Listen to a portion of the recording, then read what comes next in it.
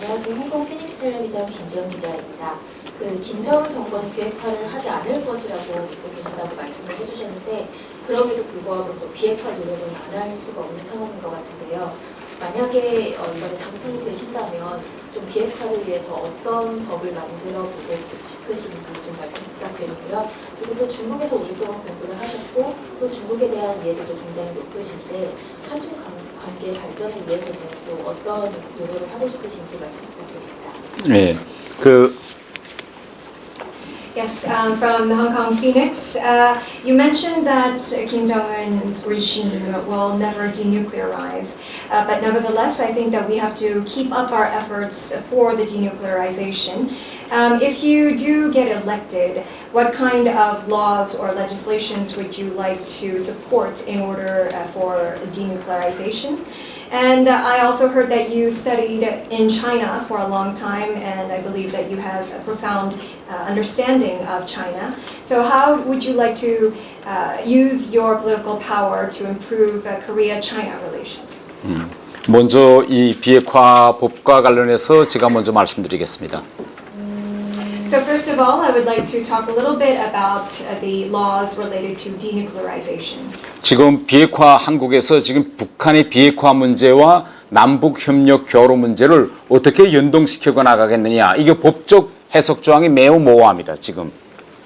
I believe in Korea, the legal infrastructure or the legal grounds to interpret the differentiation between cooperation between North and South Korea and denuclearization are very ambiguous. 실례로 북한이 지금 핵무기를 가지고 있는 조건에서 비핵화를 조치를 하나도 취하지 않은 조건에서 남북 협력과 교류를 할 수 있느냐 없느냐 이 법적 해석도 매우 모호합니다. 그렇기 때문에 많은 사람들은 이렇게도 주장합니다. 북한이 핵무기를 가지고 있는 건 잠깐 뒤로 밀어놓고 남북 협력과 교류를 해서 북한의 비핵화를 견인하자.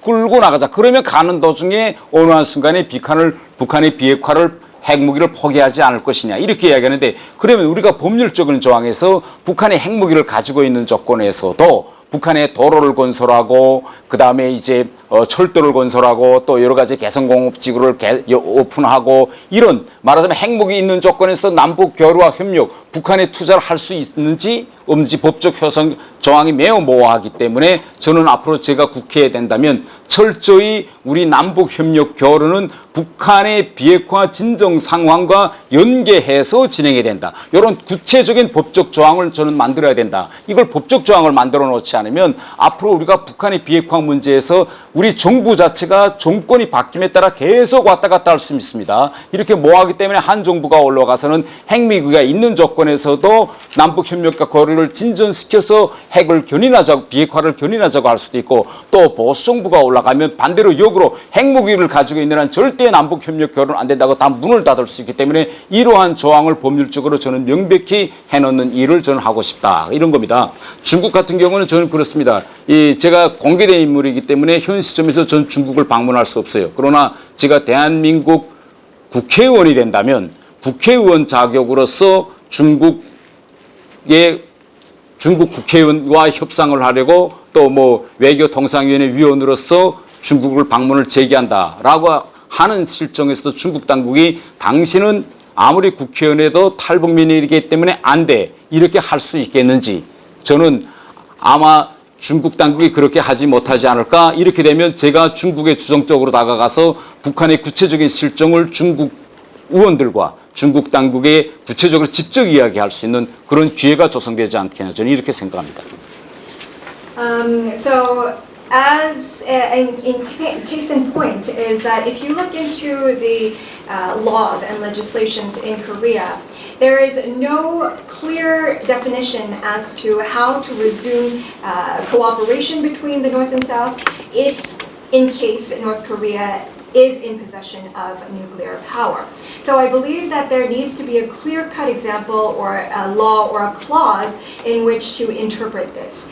A lot of people in the current government are saying, even if we cannot verify whether the Kim Jong-un regime is in possession of nuclear power or armaments or not, let's resume on the cooperations first. And then once we have more amicable relations between the North and the South, then let's lead them into denuclearization.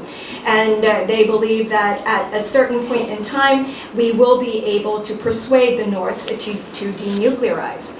But in fact, there is no clause in the law, if you think about it, or there is no clear clause that says if they are in possession, we cannot cooperate, or we will cooperate even if they are in possession. So if they build roads, railroads, and we resume the Kaesong Industrial Complex, there is no legal basis on how to proceed with this.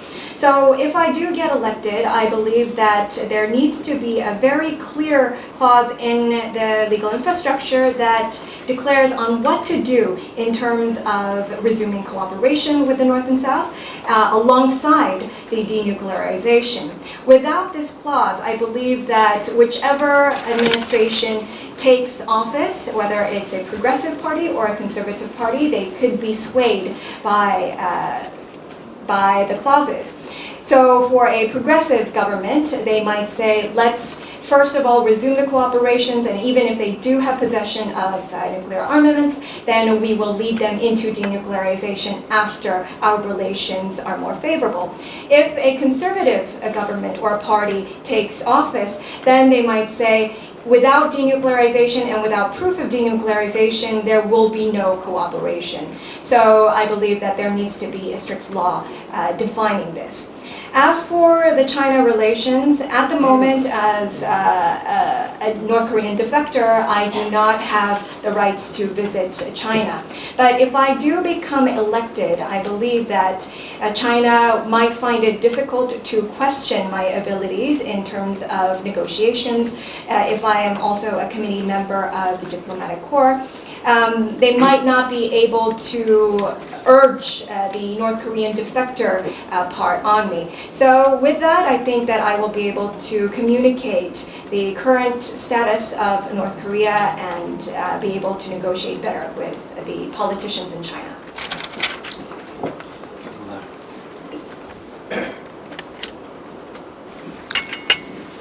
NHK 김민우 기자입니다. 아까 답변 중에 그 거리로 나서서 직접 지역 구민들의 이야기를 듣고 싶다고 하셨는데, 사실 오늘 여기 오신 분들 굉장히 많은 경호분들과 오셨고, 또 다른 후보들과 비교해서 이런 이동이나 행동의 제약이 굉장히 많을 것 같은데요. 이런 경호상의 문제는 어떻게 해결하실 건지 말씀해 주시면 감사하겠습니다. So I am Kim Min-woo from NHK. You also mentioned during your answer that you want to go out onto the streets and meet the local constituencies. But even when you came in to the Seoul Foreign Correspondents Club today, you came in with a lot of security guards, and I believe that relatively speaking, compared to other politicians or candidates, you have a restricted moving path. So how do you think about the security issues concerned, and how do you want to resolve them? 저는 대한민국으로 올 때 대한민국과 대한민국 정부를 믿고 한국으로 왔습니다. When I first defected to South Korea, I believed in the public, and I also believed in the South Korean government. 저는 대한민국이 아직도 헌법과 법치주의에 기초해서 움직이고 있는 나라이며 중국부도 헌법과 법치주의에 근거해서 움직이고 있는 정부라고 저는 믿고 있습니다. I believe that South Korea is a country that believes in its constitution as well as the rule of law, and I believe that the government also works alongside those rules. 그렇기 때문에 이 경호 문제를 내가 여기서 어떻게 한다라고 밝히는 것은, 제가 밝히는 것은 이건 부적절하고 이것은 정부가 밝혀야 될 사항입니다. So I believe that it is inappropriate for me to discuss how I will pursue my security concerns. I believe that it is up to the government to address those issues. 저는 현 정부가 헌법과 법치주의를 존중한다면 제가 활동할 수 있는 이런 모든 조건을 보장해 줄 것이다. 이렇게 저는 믿고 있습니다. I believe that if the current government believes in the Constitution and the rule of law, I believe that they will see to it that I can act in accordance with them as a candidate.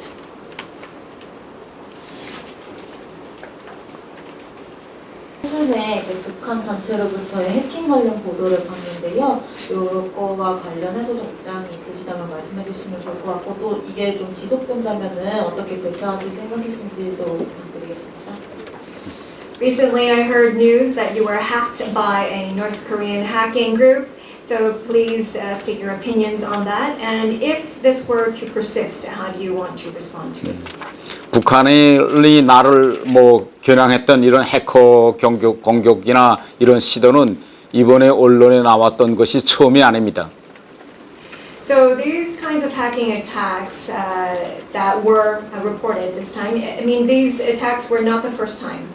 그리고 저는 이 북한의 해커 공격으로부터 이제 제 자신을 방어하고 또 저를 보호해 주기 위해서 필요한 그런 정부 기관의 보호를 받고 있습니다.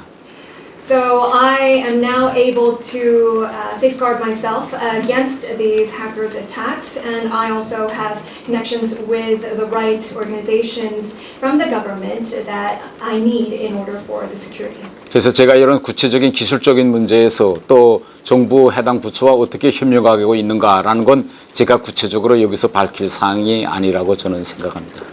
So on the note of how in detail and in the technological concerns related to the hacking and my response to the hacking is in conjunction with the government agencies, so I believe that it would be inappropriate for me to disclose them. 그러나 한 가지만은 명백한 거는 저를 향한 그런 해커 공격은 끊임없이 계속되고 있다는 걸 말씀드리고 싶습니다.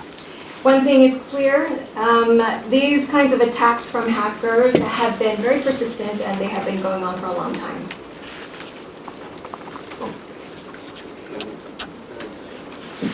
Well, thank you. My name is Don Kern, Forbes Asian. My question is, what do you think of U.S. policy? And what do you think of President Trump's policy? How much confidence do you have in President Trump to do the right thing? And what do you think would be the right thing for the U.S. to do? Thank you.